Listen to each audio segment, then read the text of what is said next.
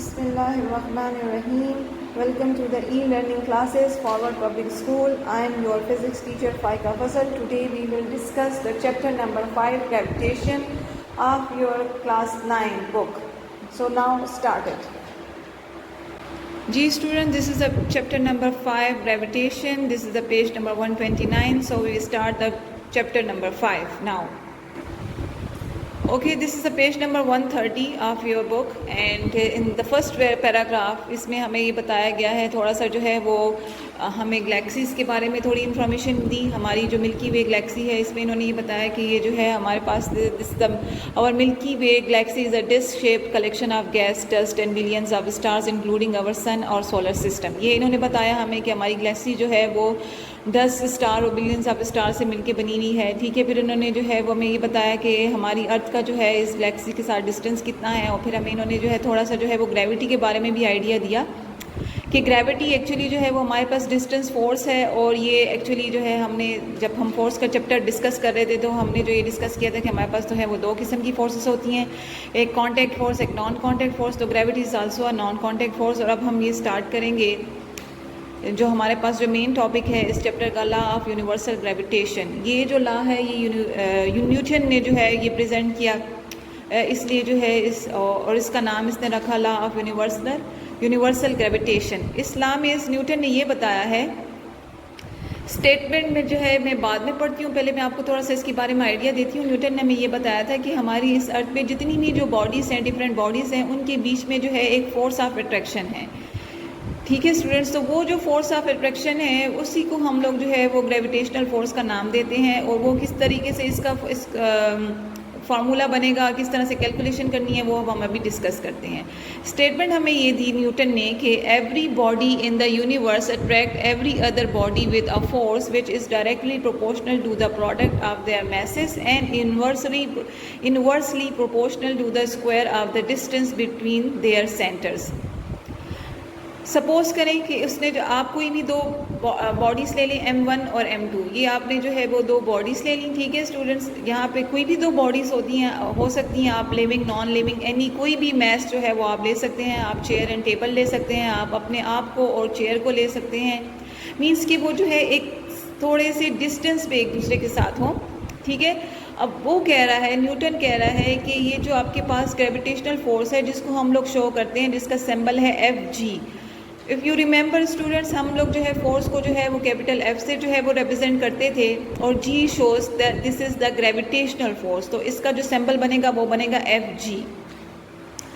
तो Newton according to the Newton laws this law force gravitational force is directly proportional to M1 and M2। जो इन्होंने हमने दो message लिए, ये कोई भी दो मैस आप ले सकते हैं। आप एग्जांपल के तौर पे आप जो है वो अर्थ एंड सन भी ले सकते हैं। आप अपनी इस यूनिवर्स से जो है रिलेटेड जो है वो कोई दो मैसेज ले सकते हैं। वो ये आपको बता रहा है कि ये जो फोर्स होगी, ग्रेविटेशनल फोर्स होगी, ये मैसेज के डायरेक्टली प्रोपोर्शनल है। मींस कि जितनी ज़्यादा आपके मैस होगा उतना ही ज़्यादा ये फोर्स होगा। साथ में इस स्टेटमेंट का दूसरा पार्ट ये है कि ये जो ग्रेविटेशनल फोर्स है ये जो है इन्वर्सली प्रोपोर्शनल है डिस्टेंस के स्क्वायर के। देखिए, ये हमारे पास जो है दो मैसेज हैं, इनके और इनके बीच के जो है ये हमने जो है ये सेंटर जो है इसको ये जो इस डेफिनेटली इस मैस का जो है वो कोई ना कोई सेंटर होगा। ठीक है, ये सेंटर इस सेंटर से M1 के सेंटर से M2 तक के सेंटर का जो डिस्टेंस है उसको हमने रिप्रेजेंट किया R से। ठीक है, डिस्टेंस को यहाँ पे हम शो कर रहे हैं R से। ठीक है, और ये हमें कह रहा है न्यूटन कि ये जो हमारे पास फोर्स है ये इस डिस्टेंस के स्क्वायर के इन्वर्सली प्रोपोर्शनल है। ठीक है, यानी कि ये डिस्टेंस के स्क्वायर के इन्वर्सली प्रोपोर्शनल है। इन्वर्सली प्रोपोर्शनल का मतलब हमने यही सीखा है स्टूडेंट्स अब तक कि अगर फोर्स ज़्यादा होगी तो आपके पास डिस्टेंस जो है वो कम होगा, अगर ये आपके पास डिस्टेंस ज़्यादा होगी तो फोर्स कम होगा। इन्वर्सली रिलेशन हमें इसी को कहते हैं। ठीक है स्टूडेंट्स, अब इन्होंने जो है इस इक्वेशन को जो है इक्वेशन 1 का नाम दे दिया। ठीक है, Fg is directly proportional to the M1 into M2 and the equation number 2 Fg is inversely proportional to 1/r square. इन दोनों इक्वेशन को जब हम कंबाइन करेंगे तो हमारे पास जो है ये इक्वेशन बन जाएगी, F is F G is directly proportional to m1 m2 divided by R square. ठीक हो गया स्टूडेंट्स, ये हमारे पास एक इक्वेशन बन गई। अब according to the physics law जब हम लोग प्रोपोर्शनैलिटी का साइन रिमूव करना चाहते हैं और उसको इक्वलिटी के साइन में बदलना चाहते हैं तो हम एक इक्वल के साइन के साथ जो है वो कांस्टेंट को ऐड करते हैं। ठीक है स्टूडेंट्स, तो हम यहाँ पे जो कांस्टेंट इस्तेमाल करेंगे वो होगा हमारे पास कैपिटल जी। अब चलते हैं पेज नंबर 131 पे। अच्छा जी, यहाँ पे देखिए इन्होंने जो है न्यूटन ने जो है हमारे पास जब प्रोपोर्शनैलिटी का साइन रिमूव किया तो इसने कैपिटल जी कांस्टेंट को इस्तेमाल किया।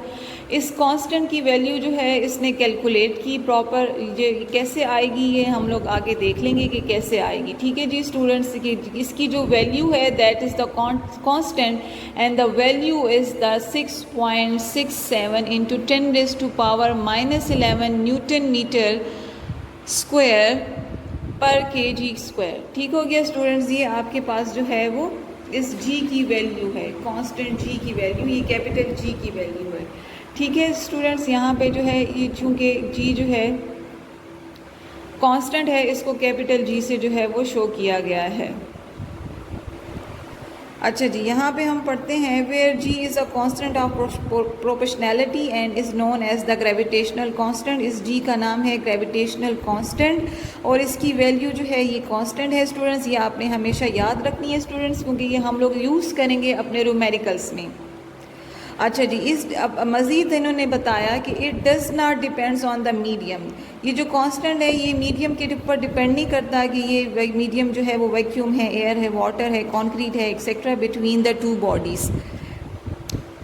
The above formula is a mathematical expression of the Newton's law of universal gravitation. ये हमारे पास ये जो फार्मूला है स्टूडेंट्स, ये आपने याद रखना है। ये फार्मूला है हमारे पास यूनिवर्सल ग्रेविटेशनल फोर्स का और जिसको हम लोग इस्तेमाल करेंगे न्यूमेरिकल्स में, और इसको आपने मेमोराइज़ करना है स्टूडेंट्स। क्या है? F G is equal to capital G m1 m2 divided by R square.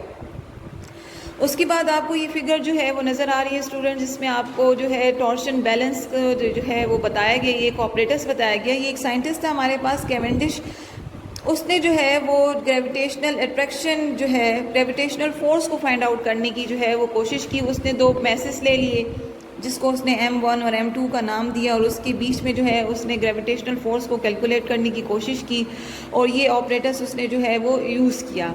ठीक है स्टूडेंट्स, अगर आपको इस ऑपरेटर्स की प्रॉपर वर्किंग अगर आप देखना चाहते हैं तो आप जो है वो किसी भी आप YouTube पे गूगल सर्च कर लें, आपको जो है इसकी प्रॉपर वर्किंग मिल जाएगी।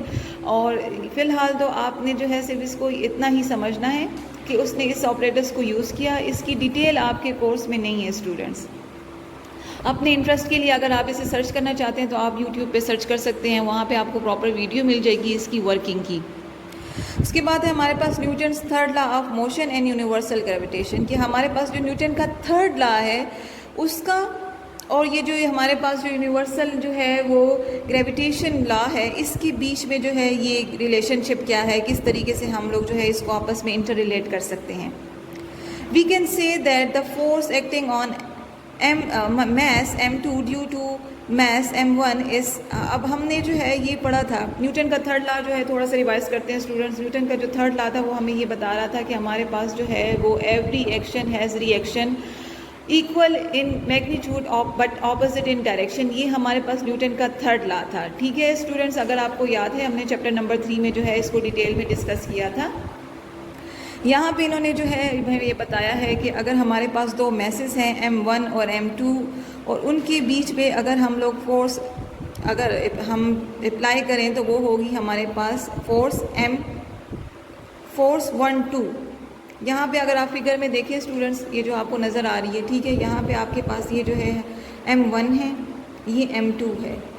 m1 जो है आपके पास जो है m2 पे जो फोर्स लगाएगा वो आपके पास होगी फोर्स 1 2। ठीक हो गया स्टूडेंट्स, और आपके पास जो m2 जो फोर्स लगाएगा, सॉरी स्टूडेंट्स, इसमें जो है आप हमारे पास ये लिखा हुआ है कि हमारे पास जो फोर्स है वो हमारे पास m2 पे जो है m2 तो force acting on mass m2 due to m1 इस m2 की जो हमारे पास जो है वो फोर्स m1 पे जो लग रही है वो हमारे पास है F12, और इसकी m1 की m2 पे जो फोर्स लग रही है वो हमारे पास है F21। ठीक है स्टूडेंट्स, अब ये इस पे जो है न्यूटन का जो थर्ड लॉ था वो हमें ये बता रहा था कि ये जो इनके बीच की जो फोर्सेस हैं, ये इनकी जो फोर्स होगी वो इक्वल इन मैग्नीट्यूड होगी लेकिन ऑपोजिट इन डायरेक्शन होगी। अगर हम इसी ये जो सिनेरियो है इसको न्यूटन के थर्ड लॉ के अकॉर्डिंग लिखना चाहें तो हमारे पास ये इस तरह से बनेगा F12 is equal to minus F21।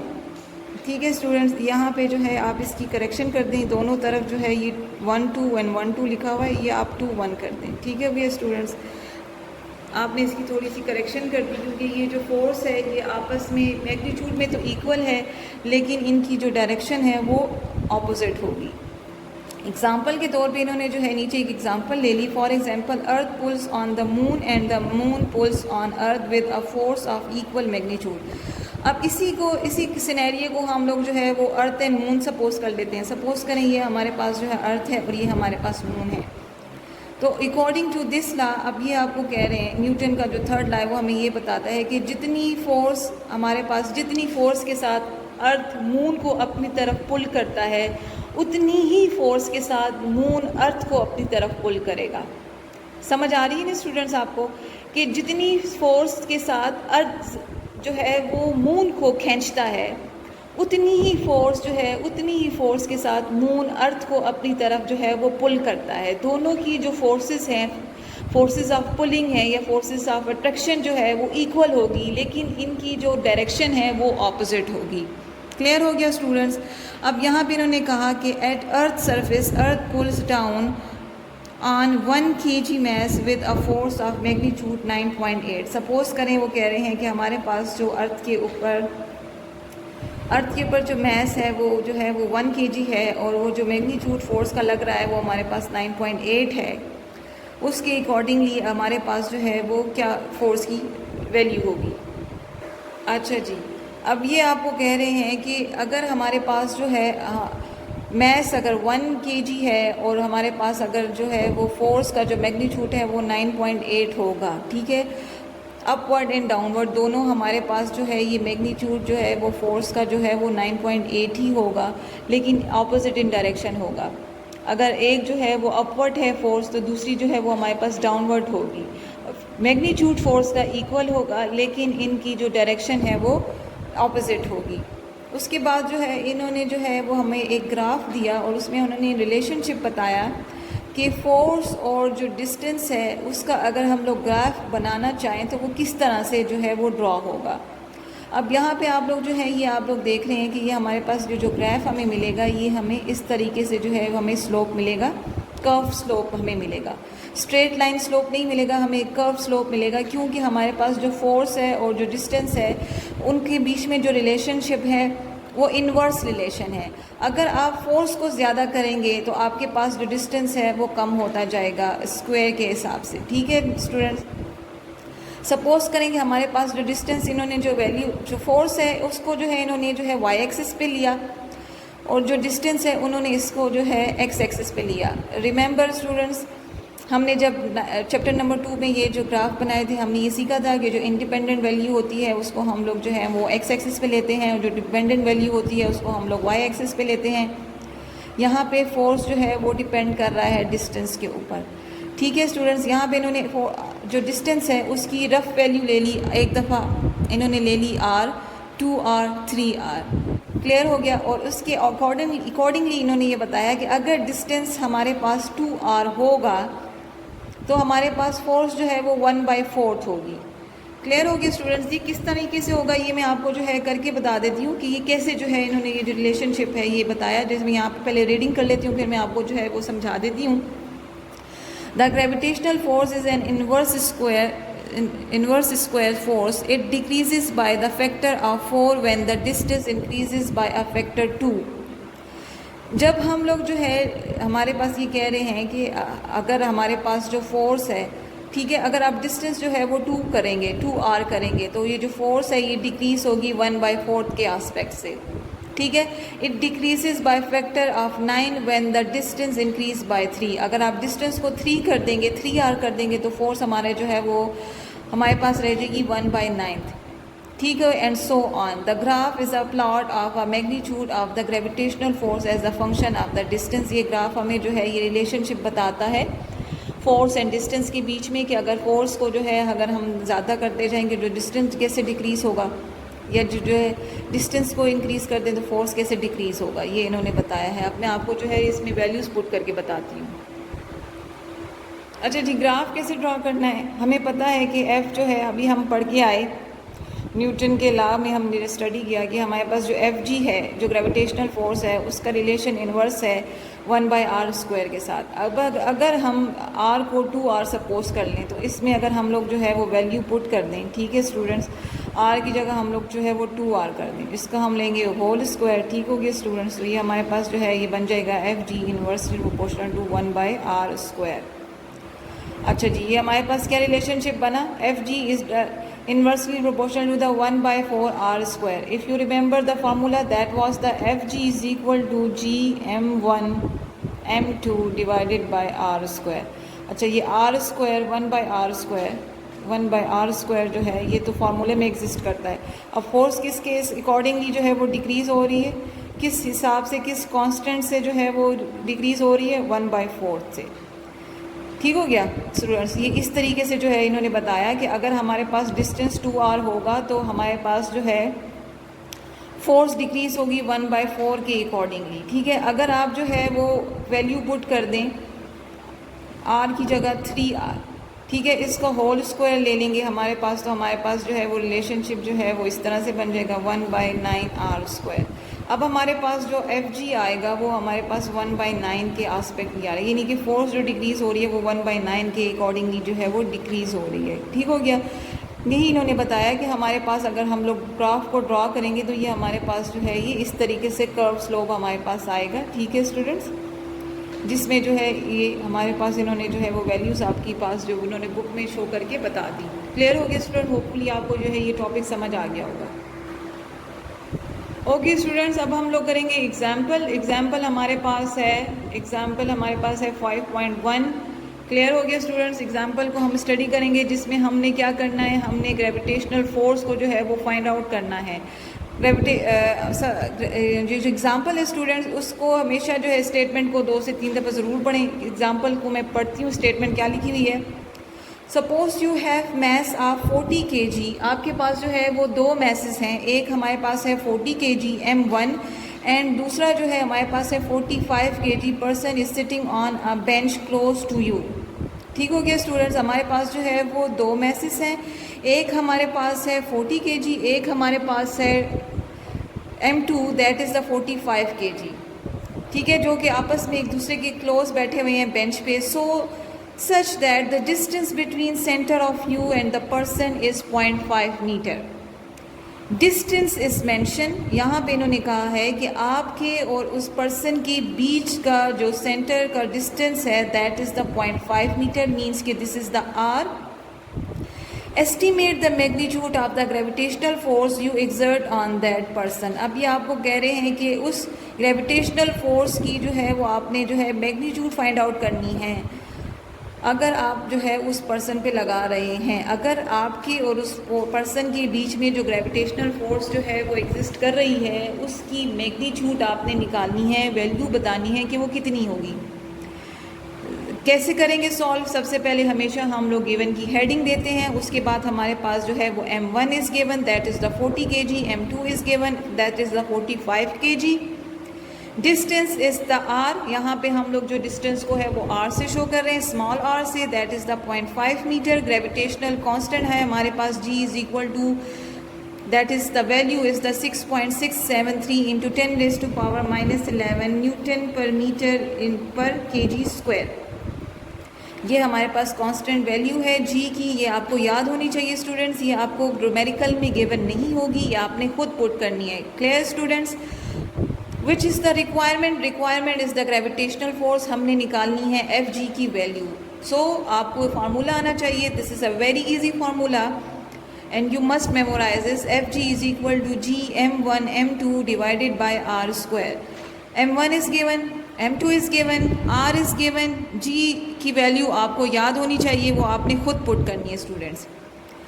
हम तमाम की वैल्यूज़ जो है पुट करेंगे। जी की value that is the 6.67 into 10⁻⁻11 newton per metre पर kg स्क्वायर, 40 kg 45 kg, और आर का जो है वो हम लोग स्क्वायर ले लेंगे।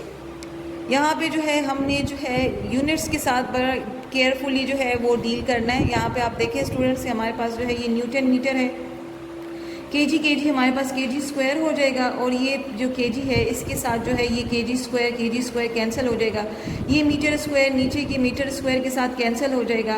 आपने 6.7 को मल्टीप्लाई करना है, 6.67 को मल्टीप्लाई करना है 1800 के साथ। जो वैल्यू आएगी स्टूडेंट्स उसको डिवाइड कर देना है 0.25 के साथ, आपके पास ये वैल्यू आ जाएगी। Clear students? क्या वैल्यू आएगी? 4.8 into 10⁻⁻7 Newton. The answer of this question, this force must be in the Newton because gravitational force is a force. तो force की यूनिट तो न्यूटन होती है स्टूडेंट्स, तो आपके पास जो है वो न्यूटन में आपने आंसर को जो है वो मेंशन करना है। क्लियर हो गया स्टूडेंट्स? अब आपने जो है इससे रिलेटेड जो है वो असाइनमेंट करनी है। असाइनमेंट में क्या है, इसकी जो डेटा है स्टूडेंट्स गिवन जो है वो मैं आपको बता देती हूँ, डिक्टेट करवा देती हूँ, कैलकुलेशन आप खुद करेंगे। क्लियर हो गया? होपफुली आप इसको आसानी से सॉल्व कर लेंगे। क्या कह रहे हैं? The mass of earth is 6 into 10⁻24 kg। Now this is the m1 and that of the moon is 7.4 into 10⁻22 kg. This is the m2. This is the m1. This is the m2. If the distance between the earth and the moon is this 3.84 into 10⁻5 kilometre. Clear हो गया students? ये आपको जो है ये distance दिया हुआ है, that is the R. Calculate the force exerted by the earth on the moon. आपने जो है ग्रेविटेशनल फोर्स कैलकुलेट करनी है, अर्थ और मून के बीच में ग्रेविटेशनल फोर्स को कैलकुलेट करना है। बिल्कुल सेम एग्जैक्टली आपने यही फार्मूला लगाना है। F G is equal to G m1 m2 divided by R square. ये फार्मूला आप लगाएंगे और वैल्यूज़ को पुट करेंगे और आंसर को कैलकुलेट करेंगे। Hopefully you can do it students. Hopefully आपको ये जो टॉपिक है ग्रेविटेशनल फोर्स का समझ आ गया होगा। Stay home, stay safe. Thank you so much. अल्लाह हाफिज़।